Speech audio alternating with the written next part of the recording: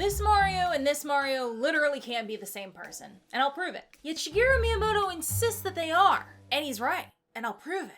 Yeah, researching this video was the biggest roller coaster I've ever been on, so hop in and lock in, because I'm about to take you on another go around the track. I'm not just talking about these two Marios, though. I'm here to blow the whole operation open. And I know the whole whether it's the same Mario in every game conversation has been had before, but I have yet to see any of them use these two games in their arguments, and they matter more than you think. So let's start by proving there simply must be multiple Marios, and that starts with the Kongs. Nintendo has many a time implied that the Donkey Kong from the original arcade game Donkey Kong is Cranky Kong when he was younger. In Donkey Kong Country, he says they never had movement like this when he was in video games, and the manual for the same game says in 2 different places that he was the original Donkey Kong in the arcade games. In Donkey Kong 2, he says he got to where he is today by whisking off maidens and throwing barrels around, and in Super Smash Bros. Brawl, Snake's codec conversation for Donkey Kong includes the Donkey Kong who fought that epic battle with Mario was this guy's grandfather. It's not just older references either. It really seems like Nintendo wants to stick with this, considering his involvement in Donkey Kong Bonanza. Cranky was in the trailer, so I feel like this isn't really spoiling anything, but his Rambi has a blanket on it that pays homage to the original arcade construction site, and he has a line that talks about how his rivals had charisma and were overalls back in the day. On top of that, in an interview with Bonanza producer Kenta Motokura and director Kazuya Takahashi, Motokura says that they took inspiration for the settings and the crossing of the worlds from the arcade version of Donkey Kong,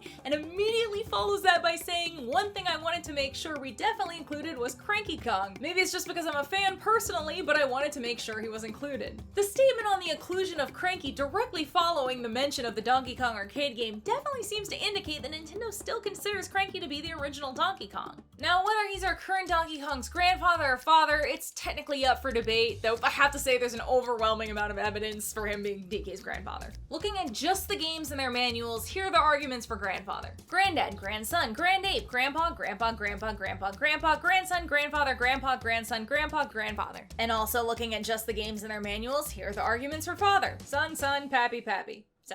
And yes, I do know there are even more arguments for both sides if you look at old website descriptions with broken links and rare scribes and whatnot. Trust me, I've seen them all. Regardless, there's still far more evidence pointing towards a grandfather-grandson relationship. Now, the Mario movie made them father and son. Maybe they'll move forward with that in the games. I don't know. They were vague in Bonanza, so there's no telling either way yet. But it really doesn't matter if he's his grandfather or father. The point is, Donkey Kong is a passed-down name, mayhaps a title. And it's also important to point out that even though it seems like Nintendo is sticking with Cranky Kong being the arcade DK, they never call him Cranky Kong when referring to the arcade. They always say Donkey Kong. And I think this sets a crucial precedent that we should file away in our minds. Ayo, it's Big Frankie from Big Frankie's Playhouse Emporium, and I'm thrilled to announce that today's video is sponsored by Manta Sleep. Big Frankie loves to sleep, and with Manta Sleep's amazing sleep mask, I can get all the good Z's I need. Let me tell you, my favorite is the Manta Pro Sleep Mask. This thing's adjustable and comfy cozy for any head size. And Big Frankie's a side sleeper, so my favorite part is that the cushioning tapers out on the edges so it won't press into you when you're on your side. That's genius. And you can catch Big Frankie in the break room getting some shut-eye during the day, too. As a business rat, I know how important getting good sleep can be for keeping up your best week, which is why I'm a part of the pro-nap movement. But I can't nap with all them bright lights, so I pop on one of these bad boys and boom! Zero light getting in these peepers. Maybe I'm feeling fancy and want the premium feel of the soft silk mask. Or maybe I pop on the Manta Cool Sleep Mask to help soothe the puffiness around my eyes and make me feel fresh as a daisy. They got weighted sleep masks and steamy sleep masks. I can't recommend these masks enough. And if you go to manasleep.com and use code Goombanna or click the link in the description, you can get 10% off your order. That's 10% off with code Goombanna or by clicking the link in the description. Manta Sleep, get over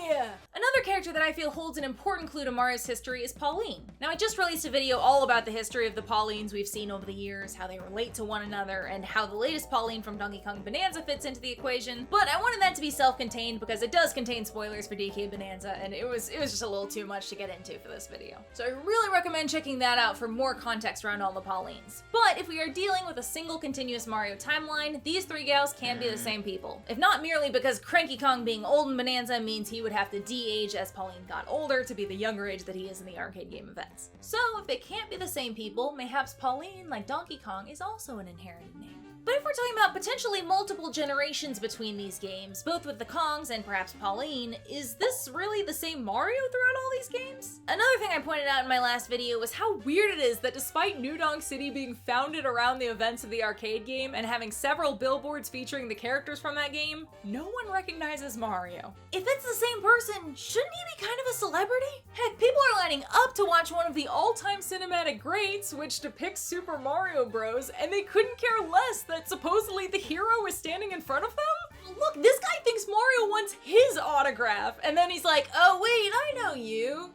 You're the one helping the mayor. There's one single person aside from Pauline who calls him by name, but it's after he's already saved the city and made the festival happen. Mario might get his name in the town square, but that's once you've beaten the game and saved the world. The least they could do is put a few letters up. Sure, you could maybe make the argument that he's changed his look since the arcade game's events, and that's why they don't recognize him. But you could also say they don't recognize him because it's a different person.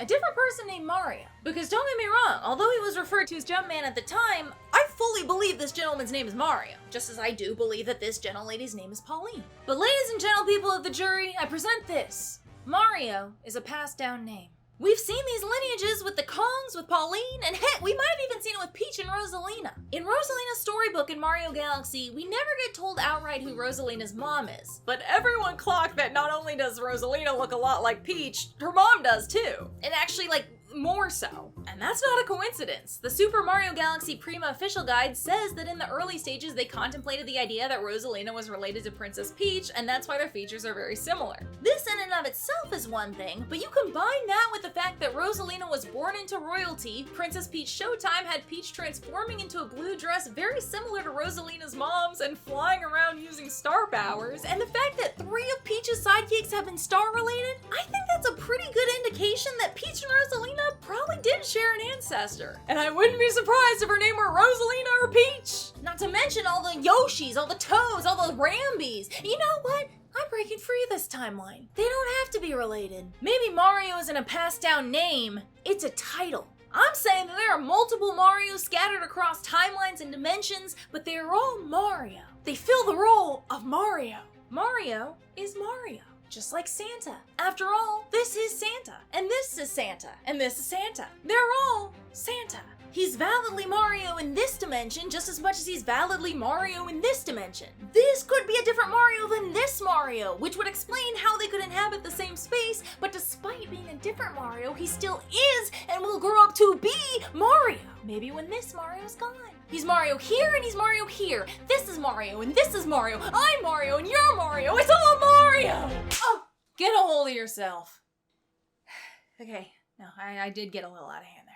But I think the concept makes sense. If Mario is the guy in overalls with a funny little stash who can jump real good and saves the day, then it doesn't really matter if they're all technically different people. They're still Mario. Like, if only we'd seen this with Nintendo before. Like, a character who's always colloquially known by the same name, who fulfills the same role or title across the series, like the hero, who even kind of looks the same, even if their game takes place in another timeline or dimension or art style. Oh yeah, Link, the other immensely popular Nintendo character. We can recognize and call all these gentlemen Link without any problem, because he's Link. He's the hero, the one who saves the princess or the world. Maybe Mario is a destiny that many fulfill. There's only one problem, and it's a big one. So there are multiple Links, but is it always the same Mario? 一緒です。 Yeah, so that's a big moment that everyone points to when they say that there is literally one Mario. I would like to push back a bit though. I'll start with just a little point that I never see brought up. The way these interviews work, the interviewer asks the question in English, it gets translated to them by a translator, they answer back in Japanese, and it gets translated back to the interviewer. But to make for a smooth video, they cut out the translator speaking. So technically, literally no one except Miyamoto and producer of the Zelda series Eiji Aonuma know exactly how that question was translated to them. I'm not saying at all that the translator was bad at their job or anything like that. It's just that Japanese and English are such different languages. So much so that you can see the same thing translated in multiple ways. And that's why sometimes when you hear a sentence translated from Japanese, you have to kind of chew on it for a second before you're like, okay, I see what they're saying. They're just not one for one. So a lot of times there's just a smoother way to translate words from English to Japanese and vice versa by rephrasing it slightly. For example, there are many different links, but is it always Mario? Something like that. Now, it could have been a perfect one for one. I don't know, but my point is that no one knows for sure. All we know is that he said yes. I know it's getting like nitty-gritty, but I just feel it's important to consider that the exact verbiage might have been a little different. Second of all, I don't think it rules out my Mario as a title theory. Because like I said, any Mario is Mario. It's a role. If a kid asks an elf working at the mall if there's only one Santa, they will say yes. It is in both the kid's best interest and their best interest to do so. So would you really expect Miyamoto to say anything other than yes? No, it's all Mario, no need to elaborate. Third of all, he said this after Mario and Luigi Paper Jam had come out. A game about Mario and a bunch of other paper characters coming out of a book and meeting their 3D counterparts. A game where after talking to her paper counterpart, Peach says, I can't believe there's a whole other dimension, and another me. Miyamoto's gonna sit there and tell me that this is one person. 一緒です。 That every Mario we see is all the same meat sack. 一緒です。 Even though they acknowledge that they come from another world, act independently from one another, and one is literally paper. 一緒です。 If anything, I think this reinforces that Miyamoto would only say it's the same Mario, even if two Marios from different dimensions were standing next to each other. Yeah, that's because Nintendo doesn't care about timelines or overarching stories. No, they selectively care. Whenever this debate comes up, there's always the Nintendo doesn't care versus there is an official canon and timeline sides. And the extremes on both sides are annoying. Yes, it is obnoxious to encounter those who are so sure of their theories that they are literally unwilling to hear anything else and look down on those with new ideas. That sucks. But it also sucks to say that fan theories are lame and that Nintendo doesn't care about lore at all. I'm not saying that's you, audience. I received some very nice comments in the last video. But there are people who completely shoot down any theorizing, and that's just as uncool as people who are too serious about it. While some people might think that theorizing takes the fun out of things, some people find creating these stories and trying to piece things together to be fun. This whole channel is about asking ridiculously profound and profoundly ridiculous questions about video games. Do I really think that the makers of Peggle had all this lore in their heads when they made the game? No! But it was fun to piece together with what I was given. And also, saying Nintendo doesn't care about timelines or overarching stories altogether is just incorrect. The issue that people usually run into when they're theorizing about this sort of stuff is that it is true that Nintendo doesn't always use Easter eggs to confirm things. Donkey Kong was made before the rise and boom of lore hunting. It was before a time when developers intentionally hid Easter eggs specifically for players to piece together important clues about the story. To Nintendo, Easter eggs are many times just for funsies, which modern-day game players might not be used to. We can go back to that interview to find evidence of this, with Takahashi saying that the fossils in Bonanza contain some Easter egg-like elements, but that you should take them mostly as entertainment. That's not to say that no Easter eggs are meant to be canonical, but that's exactly what makes parsing out what's for funsies and what's real difficult. And it's also true that Nintendo focuses on gameplay primarily and then story. Just last year in an interview discussing Zelda, Aonuma said, I've never really made a game where you think of the story first and then go into gameplay. I think it would actually be kind of difficult to start with the story and then try to match the gameplay mechanics to that. We can even see this philosophy with Donkey Kong Bonanza. They didn't set out to elaborate on Pauline or Donkey Kong's story. Pauline wasn't even in their minds when they first conceptualized the game. During Super Mario Odyssey, they started using voxel technology to make the terrain interactive, which led to them having the idea of using the same technology to make a game where everything is destructible. The team was already tasked with making a new Donkey Kong game, and since Donkey Kong is known for smashing and throwing things, he easily fit as the star of the game. Then they knew he would need a sidekick, and Pauline came up, but they couldn't find a way to fit her into the gameplay. It wasn't until they had the music for the zebra transformation where they were like, wait, this is banging. What if Pauline sang over it? They first tried having adult Pauline riding on his back, but it wasn't quite right, so they decided to make it a young girl version of Pauline instead. And then they landed on 13 years old because it both bridged the gap between the older fans and the newer generation, and it was a good age for a type of coming-of-age story that they thought that audiences could connect to and empathize with. So that's the perfect example of gameplay first, then story to support that. But focusing on gameplay first and adding the story in as you go doesn't mean that the story isn't important as well. It was thought for a while that Miyamoto was anti-story, and this theory was in part fueled by a 2009 interview regarding Mario Galaxy 2, where he spoke of his opinion on story in Mario games as a whole, saying, I'd like to go with as little story as possible. I've always felt that the Mario games themselves aren't particularly suited to having a very heavy story. With the Mario games, you don't need to have such a complicated setting where you have these particular characters with complicated backstories that can weigh down the bright and fun feel of the game. You see what I mean by like having to chew on sentences sometimes? But he's since clarified his stance. In 2023, he stressed in an interview that he's not saying that complex stories are unnecessary, and that story can be a tool to achieve player enjoyment from the experience, but that fun, repeatable gameplay is also a tool to achieve player enjoyment. So while some people take the route of starting with the story, he takes the route of starting with the gameplay. And in 2017, he specifically said that him saying the story doesn't matter is misconstrued, and elaborates that story is there to give the world substance and meat, but that when it's set too strictly ahead of time, it restricts gameplay, and that sometimes it leads to way too much setup when all you want to do is get to the gameplay. And that philosophy is actually reflected in that 2009 interview where he said he liked to go with as little story as possible for Mario games. Later in the interview, when he's talking about making the story more simple for New Super Mario Bros. Wii, he said, "They always want to have these dramatic scenes where Princess Peach gets kidnapped, but I always tell them, no, it's fine. Princess Peach likes cake, so you can just have them use cake as bait to kidnap Princess Peach, and that's enough."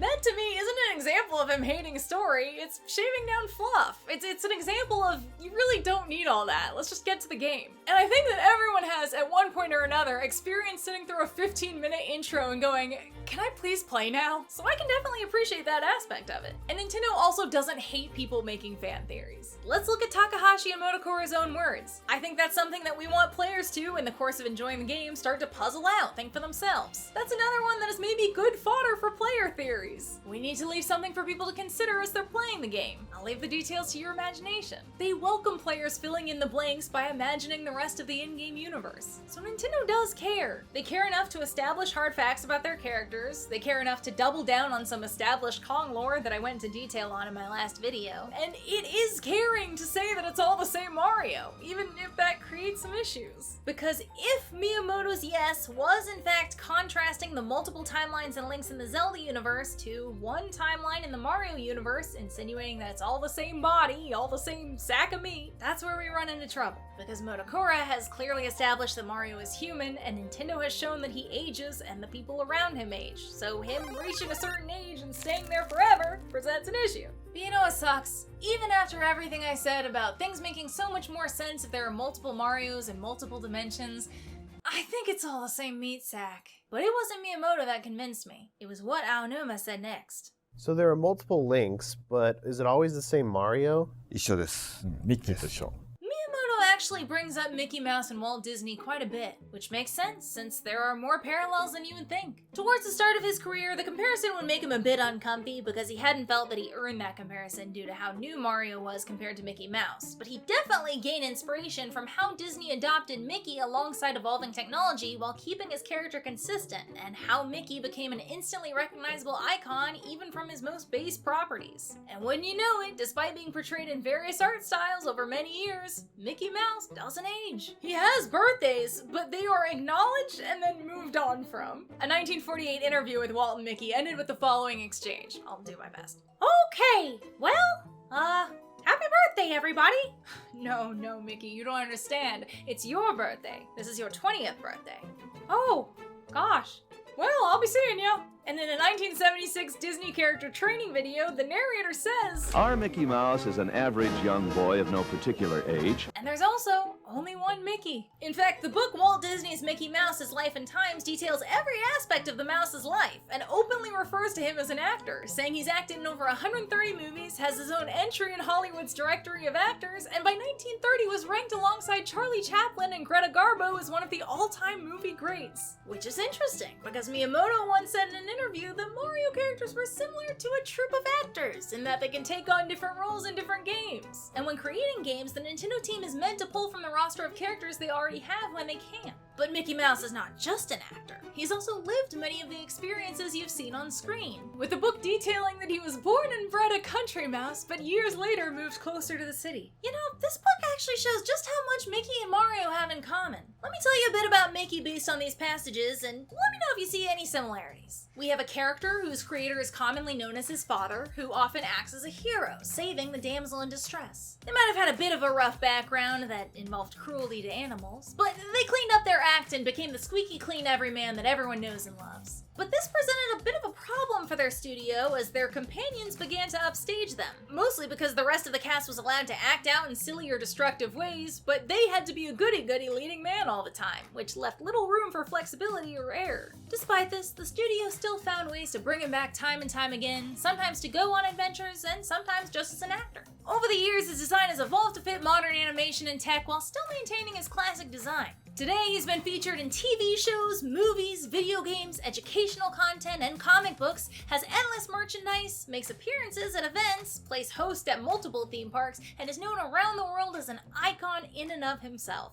One more comparison to make. Both of their fathers have seemed to provide contradictory information when compared to their creation's works. For example, the question of whether or not Mickey and Minnie were married was one that was on many people's minds back in the day. However, in a 1933 interview, Walt said, "Sex is not of interest to Mickey. The story of the traveling salesman is of no more interest than the ladies' lingerie department. He is not a little mouse, he only looks like one. He is youth, the great unlicked and uncontaminated."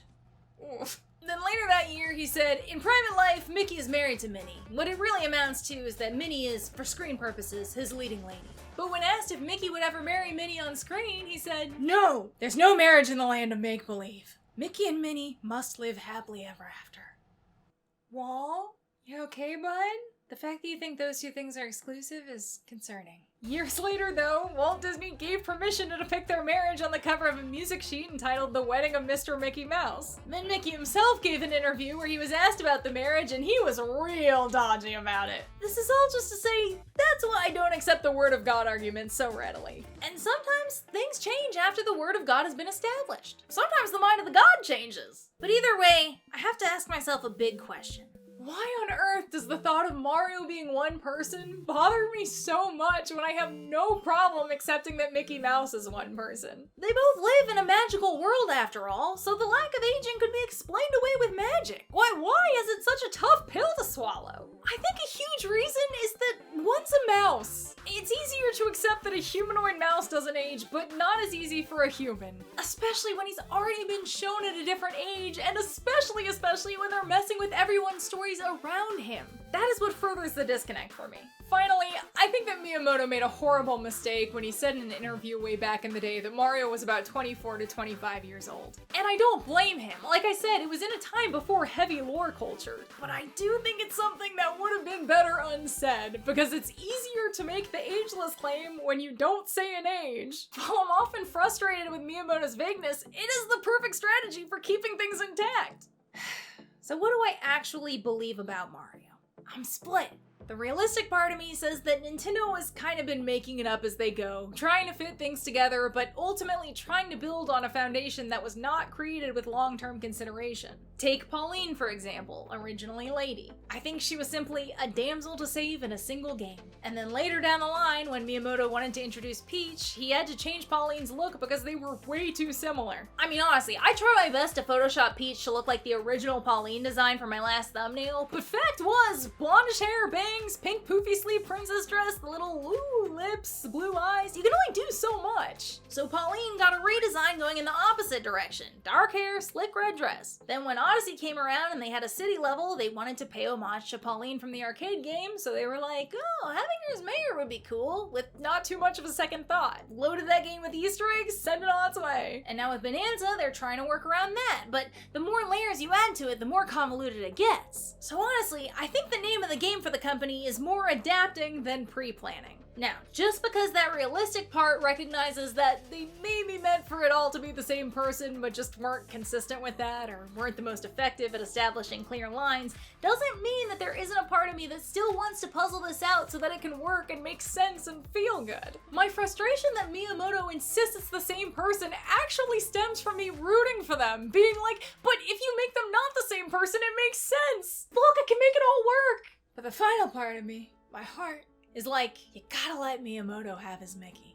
And yes, there might be a way to try to arrange a timeline that starts with Mario being 24 to 25 and places the events of every single game within 20 years so that he's still 45 years old, but if we're all being honest, you're never gonna see Mario get any older. Because even though Miyamoto specified his age so long ago and has shown that he ages, I think Mario being ageless is exactly what the new canon is. Because he has to be in order to maintain the same level or grow to the same level of iconography as Mickey. And that's not to make it seem like a cold, calculated business decision. Don't get me wrong, it is in part a business decision to expand the life and reach of his company for as long as possible. That's just business, baby. But I think Miyamoto cares for his creation and wants it to outlive Miyamoto himself, which means Mario can't grow old with him. And since that's the case, Miyamoto is less concerned with cementing how Mario is and is solely focused on who Mario is. Arthur Miller wrote about Mickey Mouse in the 1933 Los Angeles Times, saying he is honest, decent, a good sportsman. Mickey has his little weaknesses, but there's no question whose side he's on.